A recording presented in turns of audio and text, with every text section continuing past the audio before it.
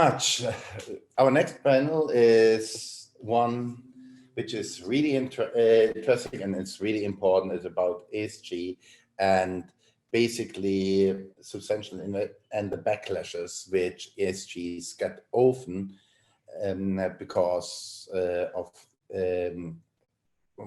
auditing and compliance, and basically that they just are claimed whitewashing instead of doing something else. So Mark will be the moderator today, and we have a really great panel to this, and so I overgive it. We have also Amika in the panel, and she and Amy and sorry, Devin is also in, and Sandeep is also in. So great, Mark, you have a perfect panel. I give it to you. Very much, Carl, for the warm welcome, and I'm really excited to have here today so many great panelists. And of course, talking about the ESGs today, we have spoken for, well, I would say nearly a decade now on an ongoing basis about the objectives they're trying to reach. But I think there's a whole industry that has developed around it. And I think Carl put it whitewashing, I would call it greenwashing. There's definitely a lot going on that is not in line with the intention of what we're trying to do. But before we go into the detail, let's do a quick round of introductions. And let's start with my upper left, which is Annika, please. I'm honestly just co-hosting some of these, so I'm just here to, do questions and help guide the conversation alongside you guys. Perfect. That was a great start. Let's go up to my right. Devin. Hello, everyone. My name is Devin. I'm a founder of a nonprofit for 10 years called Safi Life. We're a 501c3 that works out of both Los Angeles and Rwanda in East Africa.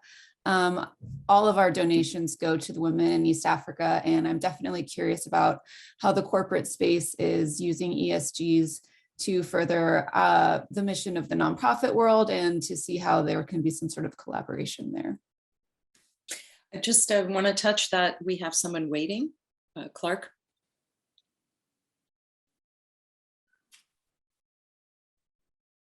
The world of Zoom, give us 1 hot minute. Okay, so Amy, why don't you go next? Sure. My name is Amy. Sorry about that, Mark. Amy Seidman, and I'm the founder of Noble Profit, and we are creating BFlow, which is a blockchain-enabled technology project to help create more transparency and more opportunity for third-party verification and shared intelligence around the space. We've been focusing on SDGs, ESGs, and climate information. Great. And Sandeep, last but not least. Oh no, we have 2 more. Good. We have Clark behind me. So folks, my name is Sandeep Bhagat. I'm Chief Investment Officer at Whittier Trust. Whittier Trust is the largest and oldest privately held multifamily office in the West. My career has spanned more than 3 decades at firms like Citigroup, Morgan Stanley, and Vanguard. And I look at ESG investing within part of a broad array of investment capabilities on behalf of our clients. Well, then Clark, welcome. Hey, everybody. Glad I made it. So I am the founder of Mvule Financing. It's a microfinance institution in Uganda. And I think microfinancing probably is one of the least transparent industries on the planet, because it's really hard to tell, hey, are these people getting money? A lot of these businesses are being conducted in cash. We still do a lot of transactions in cash too. And so one of my recent projects has been using cryptography in order to digitalize even cash transactions, so that you know that the end user is actually receiving the money, and you can also see the exact portfolio risk of a microfinance institution. Mm-hmm. And if we can create transparency for these people who are unbanked at the very bottom of the pyramid, then we can create true financial inclusion, and being able to have proper ESG reporting is just a natural result of all of that. So apologize my ignorance, but do all people have a smartphone and can use QRs? You just said that's a lot of a cash. Most of the economy is cash. How are you able to use any kind of cryptocurrency, even digital payment system, in a way where you can't count on the technology foundation? Yeah, so in this case, what we would be doing is we'd actually be using cryptography. It wouldn't necessarily be a cryptocurrency that's being transacted. It would still be a cash transaction. It could be in Ugandan shillings. But what you would need to do is you would need to have that person's identity and then perhaps align it to their biometrics, like a fingerprint or a scan of their face or something like that, so that you know that when a transaction happens, the borrower says, hey, I successfully paid back this portion of my loan or successfully received the loan. Interesting. I mean, it sounds like it's great. Transparency is great and being able to really see where the money is flowing. But Devin, it looks like you're in a similar area active. Is technology the solution, or what are the key challenges that you're facing, and we think how we can overcome them? Right. Well, I was just speaking to this yesterday. Definitely in our situation, Rwanda, right, borders Uganda. It's a country of around 11 million people. And there's certain parts of the country that are certainly advancing technologically faster than the rural areas where we work. And so what we're doing is we're working with the local governments to sort of identify people with the most need. There is a hierarchy in Rwanda, it's spoken and unspoken, where we're working directly with women who need our financial help the most, and we work in the space of education. So we're having to collaborate with the government actually in order to identify people and to make sure that our financing is going directly where it needs to be going. But technology is certainly a challenge, especially in the rural areas of Rwanda. And there are big corporations going into Rwanda, but not in all of the areas. So it's sort of trying to find the ways for them to meet and intersect, which is something we're going to be working with moving forwards. You made another point, really focusing on female entrepreneurs. I mean, I'm a big supporter of Kiva for a long time, and based on my own little sample here, I could tell you that I think nearly all female entrepreneurs have paid back, and I can't say that for all the male entrepreneurs, which, by the way, is also in sync with what we are seeing as traditional angel investors. So the returns of female-led companies are actually much better. So it's usually a much better bet there. I was wondering, Sandeep, based on your family office and investment decisions, how are you looking at who you invest in and where you're allocating your funds? So I'll take the conversation up all the way to 30,000 feet and just focus on broad concepts. Capitalism is all about generating economic profits, but if you can do societal good and create societal value, that's a higher form of capitalism that becomes attractive to both the company and the investor. So just a couple of really quick thoughts in terms of ESG investing and how it can truly become sustainable and attract the kind of capital that it aspires to. For the corporation, then, shared value creation just simply becomes identifying a set of policies and operating procedures that not only maximize its bottom line, but also make a positive impact in the communities within which it operates.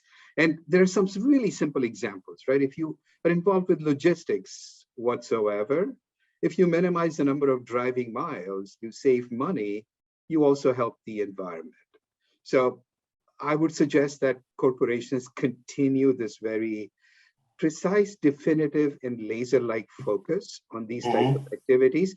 And for the investor, from my seat, I think the industry lacks a couple of different things. Everybody is searching for capital, trying to attract it. And ESG investing would be better served making sure that it delivers returns that are competitive with market returns. The idea here from an investment point of view is not to part with what I would call concessionary capital. Look for companies that are already better and competitive and trying to become even more so while delivering potentially large social benefits. It never should be the case that you're looking for companies or investments that are trying to do social good in the hope that it becomes better or more competitive. I think you're speaking to the heart of a lot of market economists, for sure. And it's about unlocking the economic potential. I think that's already there. Amy, let me throw the ball into your court here. Actually, thank you, because I have a lot to comment on regarding what Sandeep said, and I agree on some levels. And one of the things that is very clear from the work that I've done is that there is a tremendous amount of focus on bottom line, which as it should be because people are investing. But just to speak to the comment that you meant about returns, it's known and researched that companies that are acting more sustainably and have revamped all of their supply chains and their processes, as well as their human resources, have a much safer and better return in the downturn. If you look at many studies out there, it's actually proven and studied. In 2008, when everything fell down, we had a lot of companies that were, consistent because they knew where their energy supply was coming from. They actually pre-purchased renewables, and the optimization within the company was profound. There's also a tremendous opportunity, I believe, for diverting and changing the way that companies are operating. And I think different companies are doing it in different ways. And there's different ratings of light green to dark green. And there are companies that every part of their ethos and the work that they're doing is oriented towards transformation of their supply chain, of the lives of people, and they're doing very well. And they are taking what could be, going into the demise of a human being's life within an area with pollution and deforestation or just blatant misuse of resources, which is very easy when you're looking at a global corporate structure devouring the world. The people in Uganda, you can really touch people's lives and elevate them by making very subtle changes in the way that you do business. And I have multiple examples of that. And we have a lot of companies that are being misrepresented, and we're having, when you look at the rating systems that exist out there, it's not about what they're doing on the planet, it's whether or not they're going to survive climate change. And that's the disconnect that I think. Well, I think there is definitely a disconnect. There's between, but I think we, at least on this panel, we all agree we want to save our planet. There's no question about it. I think there's, but then I think there's a whole industry of SG, of basically greenwashing index measurements of large companies that even without doing anything, from one year to the other, they're improving their standing on the right. So there's a lot of things there's a lot of things I think we have to fix. Sandeep, you raised your hand, so I want to quickly go to you, and I think Devin wants to add as well here. Let me just go to Sandeep first. Yeah, I'll just, Amy, all great observations, right? If you revamp supply chains, introduce more technology, you're bound to see an effect. Again, from my vantage point, from my seat, if the industry can find better ways to capture or quantify the impact, it's called impact investing, right? So what was the magnitude of my impact? Investors want to know that their money is performing well, but it's also doing good. And it's in that latter category that things perhaps get a little too diffuse, too subjective, and the more quantification we can come up with, I think it would be good for everyone. Yeah. I think just to respond to that, I understand that, and I was saying optimization in agreeing with you in terms of the energy. But what we were touching on is Bloomberg had an article that came out called the ESG Mirage, and it talks about MSCI and how the ratings from MSCI are basically 50% of all the funds in the world are being rated as green, but those ratings are based upon the performance of the company from a financial standpoint in relationship to climate change, whether or not they're going to survive, not what they're doing to save the planet. And that's the differentiation of the kinds of metrics and how we view the metrics. I think, Amy, I'm so thankful you bring up that Bloomberg article, because that's exactly what I had stuck in my head for the last few days before going to this panel. So really appreciate that. I think, though, what Sandeep is saying, it's not necessarily those the industry of measuring economic or environmental impact. It is, I think, he's referring to the hard numbers of capitalism. Is it profitable? Absolutely. Is what's profitable for an investor? Does it make sense to put my money there, or should I continue to, I don't know, give it away in Kiva, or decide to, I don't know, ExxonMobil? No, I don't. Right? But we are every day, we are in a competition. There's a lot of capital out there, but we're in a competition of how we're allocating it. And we want to do the right thing with the right returns. And I think what Sandeep was saying is he's looking for more of those key economic measurements in addition or to the environmental impact. But I think that's I think what I'm hearing. I think if I can bridge that a little bit here. I'm just wondering, Devin, in the enterprises you are working with, how important are those economic indicators for them? Are they front and center? Basic accounting, is that there? Are those numbers available? What do you see? We're definitely looking more towards corporate sponsorships. And so we don't necessarily work in that space yet. And that's something that I'm definitely curious about, progressing the nonprofit. I think Clark was speaking to this earlier and sort of looking at the ultimate numbers and the impact that you're making on the local level. And then some of these, like, as Sandeep was talking about, some of the larger picture, am I making a difference? Is the money, the cash flow going to the right places? And it's sort of, a curious space where there's sort of this interest on the investor side where they want to make an impact and they want to make sure that their money is going to the right place. But then organizations like mine, and I can't speak to Clark's, but perhaps there's not sort of like this interchange between the two. And so we are seeing the direct impact on the ground, but then some of the larger corporations aren't sure exactly where their impact is going, at least on the social aspect of this, and perhaps the environmental as well, although we don't deal in that space as much. So Clark, with your tools, is it easy to get the P&L and the profit and loss for specific projects?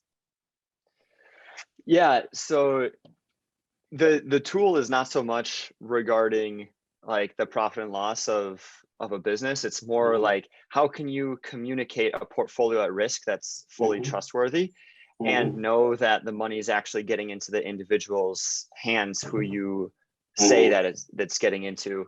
But to like Devin's comment, one of the things that we found to be best at for reporting our impact is not actually metrics, it's videos. And when we just show people and we're live interviewing them and we say, what's your story? Like, how much money were you making 6 months ago? And they're like, oh, I was making $3. It's like, so how much money are you making now? And it's like, oh, I'm making $15. It's like, all right, well, what happened there? And just telling that story, that's what I have found mobilizes more capital for us than simply just stating the numbers. Because right now we still live in a world where there's no legal obligation to make an impact, to do sustainable investing. It's emotional. And so you really have to cater to their emotions. You have to win them over at their heart. And then you have to justify the investment as a good investment by showing them the financial numbers. Clark, I love a good story, and I would love to believe you. But Sandeep, you're writing the checks. What do you think? Is it the story? Is it the numbers? And more importantly, for me, what are the SDGs you guys are actually focusing on? Where do you think you see the best bang for the buck that you're investing in this space? Look, I'm really sympathetic to the cause that ESG is pursuing, and I concede that there is, an emotional tug and visual impact from watching a video. Just bear with me. There is a bit of a cynic in me that says videos can be cherry-picked. You found the most kind of tear-wrenching, stories to tell or whatever. So again, supplement the validation and the proof statements with the videos, but just kind of broad-based numbers, averages, distributions, median, mean, I think would be a good balance to convincing folks like myself. And maybe perhaps it's just a personal view, but for what it is worth, I wanted to share it with you. No, I really think the dialogue that I'm seeing between Amy and Sandeep here, I think you're looking at it from two different sides, but what I'm trying to figure out for the audience, what's the guidance for entrepreneurs, for investors? What should we focus on? How can we cut through all this noise? And again, the Bloomberg article you mentioned earlier, Amy, is rightly on spot there. on space. What is the key guiding lights for us if we want to do well and we want to do good? Well, I just want to say that I'm in no way directly opposed to Sandeep's perspective. I agree entirely. And I think it's about being able to point out, if you have a company that's making, a 10% return or a 15% return, and they're hitting a lot of SDGs and they're transforming lives, I would rather have my investment there than in a company that's making 15% and tearing up the planet. So that's my lens. I think that, Sandeep, your job is to care for your clients' money, and the qualitative aspect combined with the economics and the quantitative is really important to kind of balance that. So I think that it's combining these measurements, but I think it's flipping the script on how we are valuing what metrics. And when I related the Bloomberg article, it's really all those metrics are coming in. It's what is the report that they're generating? What is the basis of that report? What if you had both sides? What if you had, the economic returns based upon how climate change or human conditions can, because it's not just about climate. We started with SDGs and Yes. tracking and reporting that. But what if you had both sides? Then you could look at them from that view and just eliminate companies that have black marks. Like we have BlackRock and JP Morgan and all of these groups being flagged by Amazon Watch. They're claiming they're investing in climate change and changing lives, but then they're directly investing in burning down forests in Brazil, in companies. So is that a call for activist investors? We should make sure exactly. we are pooling our resources. Exactly. Sandeep, is there a role capitalism can play there? Yeah, activism, would be a good catalyst to overcome some of these gaps or limitations that you find. I know we are probably getting to the end of our channel or for session.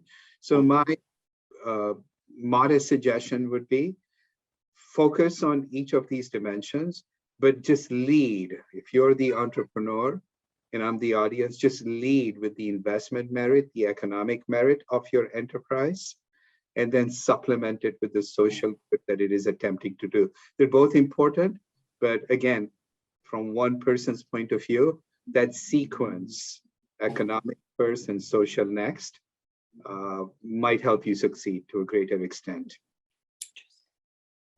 It's the economic sustainability leads the ecological and general societal sustainability? Because we're talking about allocating capital. That's why. I'd like to understand. Not true with philanthropy, but if you call it impact investing, _investing, again, to me, it seems that maybe the sequence.